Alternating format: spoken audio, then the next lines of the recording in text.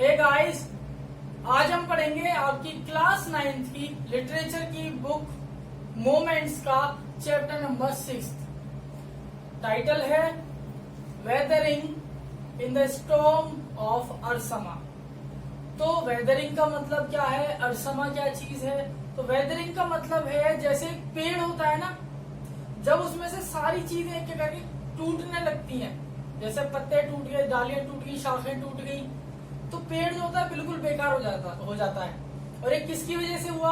उसकी एज की वजह से, या आप कह सकते हैं कि नेचुरल प्रोसेस है। तो यहाँ पर एक नेचुरल प्रोसेस है, एक नेचुरल कैलेमिटी है, एक नेचुरल डिजास्टर है जो कहाँ होता है? उड़ीसा में बसी एक जगह है जिसका नाम है अरसमा। तो अरसमा क्या है? एक जगह है उड़ीसा में जो कि एक ब्लॉक भी है, एक हेडक्वार्टर भी है अरसमा। तो अरसमा में एक बार बाढ़ आती है और उस बाढ़ की वजह से वहां पर, उस नेचुरल कैलेमिटी की वजह से वहां पर क्या क्या चीजें होती हैं वो हमें इस चैप्टर में जो हमारे राइटर हैं हर्ष मंदर, वो हमें बताते हैं। तो बेसिकली ये एक ट्रू स्टोरी है। तो उस ट्रू स्टोरी में जो थीम है वो ये थीम है कि जब एक नेचुरल डिजास्टर, एक नेचुरल कैलेमिटी आती है तो उससे, उस कैलेमिटी से कोप करने के लिए, डील करने के लिए क्या क्या चीजें होती हैं, या इंसान उनसे कैसे डील करता है। जब उसका घर टूट जाता है, उसके घर वाले खत्म हो जाते हैं, उसके रिश्तेदार नहीं बचते, या बचते हैं तो उसके पास खाने के लिए पैसा नहीं होता, तो उस कंडीशन में लोग कैसे सरवाइव करते हैं। And it has been told by the writer in a true story and the main protagonist is your, जो मेन प्रोटैगनिस्ट मतलब होता है कैरेक्टर, वो है प्रशांत। तो ये बताया है राइटर ने कि एक लड़का है प्रशांत जो कलीकुडा गांव, कलीकुडा विलेज जो कहाँ है? अरसमा में ही है। तो कलीकुडा विलेज है अरसमा के पास, अरसमा से 18 किलोमीटर। वो लड़का प्रशांत 7 साल बाद, अपनी मदर के 7 साल बाद, 27 अक्टूबर 1999 को, यानी उसकी मम्मी मर चुकी है उसके बाद 7 साल तक वो अरसमा नहीं जाता। लेकिन जब वो 7 साल बाद अपने गांव कलीकुडा से अरसमा जाता है तो अपने दोस्त से मिलता है वहां पर। और जिस दिन अपने दोस्त से मिलने जाता है तो उसी दिन एक नेचुरल डिजास्टर आता है। लेकिन उस नेचुरल डिजास्टर के आने से पहले सारे में अंधेरा हो जाता है, एक बहुत भयंकर तूफान आता है, और उस तूफान में जो विंड होती है, उसकी जो स्पीड होती है वो होती है 350 किलोमीटर पर आवर। 1 घंटे में 350 किलोमीटर की रफ्तार से आती है वो विंड। तो जो आसपास पेड़ होते हैं वो सब टूट जाते हैं, यानी जो प्रशांत का फ्रेंड था उसके घर के पास 2 नारियल के पेड़ थे वो भी टूट गए। इतनी तेज हवा चलती है। पर बेसिकली ये थी एक फ्लड, ये थी बाढ़। और उस बाढ़ से जो पानी आया वो इतनी स्पीड से आया कि जो लोग थे उनकी डेड बॉडीज तक कुछ ही सेकंडों में पानी में बहती हुई दिखाई दे रही थी। जानवरों की डेड बॉडीज पानी में बह रही थी, पेड़ पौधे पानी में बह रहे थे, बर्तन, सामान, सब चीजें पानी में बहती हुई दिखाई दे रही थी। लेकिन प्रशांत बच गया क्योंकि वो गांव में नहीं था, वो अरसमा में था, ब्लॉक में था। और वहां पर जो फ्रेंड के घर गया था, उसका घर पक्का घर बना हुआ था, और वो कहाँ जाके रिफ्यूज हो गए, रिफ्यूज मतलब सेट हो गए, कहाँ जाके बैठ गए वो? उस छत पर। और 2 दिन तक वो उसी छत पर बैठे रहे। जिंदा कैसे रहे? कोकोनट का पानी पी के, कोकोनट वाटर पी के। 2 दिन बाद प्रशांत को अपने घर वालों की बहुत चिंता होने लगी। 2 दिन तक ऐसी कंडीशन थी कि प्रशांत निकल ही नहीं सकता था। 2 दिन बाद प्रशांत जाने लगा। उसके दोस्त के मम्मी पापा ने उसको रोका, पर उसको चिंता थी अपने घर वालों की, अपनी दादी की, तो वो चल पड़ा एक हाथ में बड़ी सी डंडी लेकर। जब वो पानी में जा रहा था तो the water was up to his chest, वो पानी उसकी छाती तक था। वो ऐसे डेड बॉडीज को हटाता हुआ, सरकाता हुआ निकलने लगा। उसको ये लगा कि शायद इस बाढ़ में उसका घर, उसके घर वाले नहीं बचे होंगे। 18 किलोमीटर, 18 किलोमीटर सुनने में बड़ा आसान लगता है, बिकॉज वी यूज व्हीकल्स, क्योंकि हम गाड़ियां यूज करते हैं, बाइक के कान ऐठे और पहुंच गए। लेकिन वो बंदा 18 किलोमीटर उस पानी में कैसे पहुंचा होगा? सोचो। वो पहुंचा, वहां जाके उसने क्या देखा?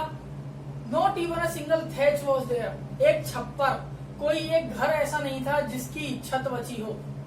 सारे घर बह चुके थे, टूट चुके थे। प्रशांत को लगा कोई नहीं बचा होगा। अब जब वो वापस आने लगा तो उसको उसके गांव के कुछ लोग मिल गए। लेकिन जो लॉजिक की बात है, अब यहाँ बात तो ये भी है ना, उसको आते हुए भी तो मिल सकते थे जब वो गांव आ रहा था। जब वो अपने दोस्त के यहाँ से गांव आ रहा था तब भी तो मिल सकते थे, जाते हुए क्यों मिले जब वो दोबारा वापस आ रहा है? तो रीजन ये है कि जब वो वापस आया तो इस बार वो कहाँ जा रहा है? अपने गांव से इस बार वो जा रहा है रेड शेल्टर क्रॉस या रेड क्रॉस शेल्टर। ये एक जगह है जहां उसे पता चला कि बहुत सारे लोग यहाँ पर रुके हुए हैं। उनकी लाइफ कहाँ है अभी? रेड क्रॉस शेल्टर में। वो एक जगह थी ब्लॉक में ही कि जहाँ पर लोग बच गए हैं, और सब लोग कहाँ छुप गए हैं जाके? रेड क्रॉस शेल्टर में। तो वो उस जगह गया, अरसमा में अपने दोस्त के घर नहीं गया, रेड क्रॉस शेल्टर में गया। अब जब वो वहां गया तो उसने अपनी मैटरनल ग्रैंड मदर को देखा, अपनी दादी माँ को देखा, और उसने भगवान को बहुत बहुत थैंक यू बोला। वो बहुत रोया। अब उसने क्या देखा कि बहुत सारे बच्चे हैं जो अनाथ हो गए हैं, बहुत सारी लेडीज हैं जिनके पति मर चुके हैं, जिनके घर नहीं है, बहुत सारे आदमी जिनकी वाइफ्स मर चुकी हैं, बच्चे मर चुके हैं। मतलब एक बहुत ही डिजास्टरस सिचुएशन थी वो, बहुत ही इमोशनल, बहुत ही सेंसिटिव सिचुएशन थी वो, और लोगों के पास खाने के लिए कुछ नहीं था। तो वो जो इस रेड क्रॉस शेल्टर में रुके हुए थे, अब ये बना लीडर, प्रशांत बना लीडर। इसने क्या करा? सबके ग्रुप बनाए। इसने ये बोला कि देखो एक काम करते हैं, सबसे पहले हमें पानी हटाना होगा, जो टॉयलेट है उनका पानी भी कमरों में आ रहा है, तो सबसे पहले हमें गंदगी साफ करनी होगी। तो उसने क्या काम करा? जो लड़के थे, जो जवान लड़के थे, उनको इकट्ठा करा और उनसे बोला तुम एक काम करो, यहाँ के जो मर्चेंट हैं आसपास के, उनके पास जाओ, उन्हें डराओ धमकाओ, लेकिन खाना लेके आओ। तो जो मर्चेंट थे बहुत सारे वो वहां पर छुपे हुए थे, वो भी रेड क्रॉस शेल्टर में थे। तो उन मर्चेंट से इन्होंने राइस, इन्होंने चावल लिए, खाना लिया, और वो खाना बना। अब वो लड़के जो थे, यंग जो लड़के थे, उन्होंने मिलकर साफ सफाई करवाई, औरतों ने साफ सफाई करवा दी, टॉयलेट साफ हुए, रूम साफ हुए, सब कुछ साफ हो गया। इसके बाद इसने क्या करा? प्रशांत ने जो बच्चे थे उनको बोला तुम एक काम करो, अपने शरीर पर यानी लेट जाओ जमीन पर और अपने शरीर पर बर्तन रख लो, क्योंकि ये एक सिंबल है कि यहाँ पर बाढ़ आई है और जो हेलीकॉप्टर्स आएंगे वो कुछ न कुछ पैकेट्स खाने के फेंक जाएंगे। एंड इट हैपेंड टू, और ऐसा हुआ भी। हेलीकॉप्टर्स आए और वो खाना फेंकते हुए चले गए, तो वो खाना कुछ न कुछ उन बच्चों के जो ऊपर यूटेंसिल्स थे उनमें खाना आया। इस तरीके से खाने का कुछ दिनों तक का तो अरेंजमेंट हुआ। धीरे धीरे जो पानी था वो खत्म होने लगा, और अब इसका जो मेन पर्पस था सफाई का वो खत्म हुआ, खाने की टेंशन जो थी वो कम होने लगी। लेकिन अभी एक चीज बाकी थी, वो ये चीज थी कि जो छोटे छोटे बच्चे थे जो बिछड़ गए थे अपने माँ बाप से, जो अनाथ हो चुके थे, उनके लिए कुछ करना। तो प्रशांत ने क्या काम करा? जो एनजीओ आते हैं, प्रशांत ने उन एनजीओ के लोगों से हेल्प मांगी कि ये जो लेडीज है इनको काम पर लगाओ, वरना ये बहुत डिप्रेशन में आ जाएंगी, क्योंकि उन्होंने अपना घर खो दिया, अपने बच्चे खो दिए, अपने हस्बैंड खो दिए। तो प्रशांत ने उन एनजीओ में, जो एनजीओ मतलब नॉन गवर्नमेंट ऑर्गेनाइजेशन, तो उस एनजीओ में प्रशांत ने उन लेडीज को जॉब दिलवाई, यानी अब वो लेडीज उनके साथ ही काम करेंगी, उन लेडीज के साथ जो एनजीओ में है।